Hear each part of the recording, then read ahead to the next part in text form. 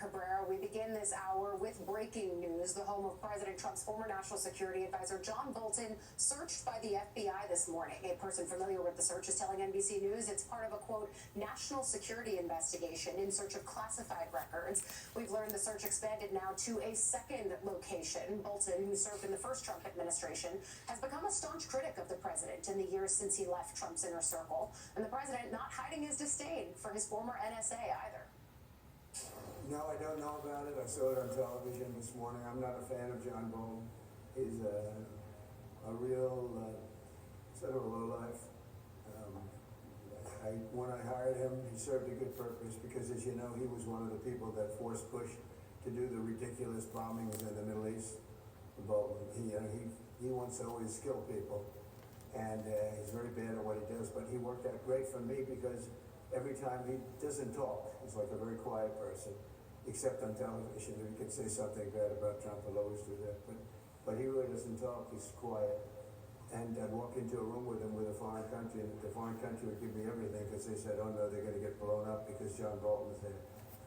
He's not a smart guy, but he could be a very unpatriotic guy. I mean, we're going to find out. I know nothing about it. I just saw it this morning. They did a raid.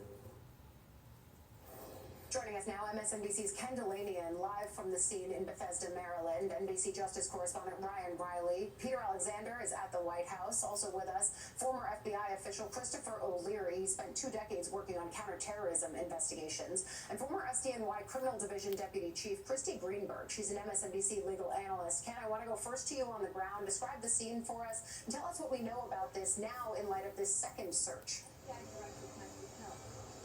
Yeah, right. Well, we're not learning much from this scene, Allie. What we're getting mostly is atmospheric. So I'm here in it's kind of a leafy suburban street in Bethesda, Maryland, which is a suburb north of Washington. And behind me is Ambassador Bolton's house.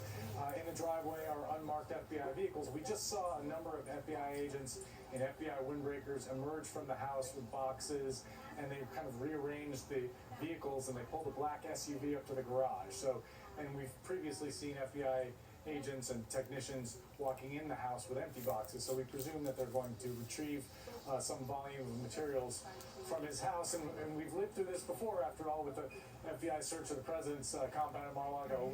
Our viewers know how this works by now. In terms of what predicated this search, we don't know. All we know is that a magistrate judge had to approve this. It wasn't just the FBI doing this, and they had to show that judge that there was probable cause to believe that there was evidence of a crime inside this house. And so eventually we'll see all that, and we'll be able to understand exactly what this is about. Obviously, administration sources are saying it's related to a national security investigation involving classified documents. John Bolton wrote a book, a memoir of his time as national security advisor. At the time, the government sued him, and the head of the NSA at the time wrote in a legal document that there was classified information in that book. Now, that's something John Bolton has always denied. There was a criminal investigation. It was dropped at the beginning of the Biden administration. Again, we don't know if that's related to this search, but there's that seems to be a reasonable supposition that at least there's some relationship, and we do know that this involves, according to the administration, classified documents. We have not seen John Bolton. He's not at home. We haven't seen anyone representing John Bolton.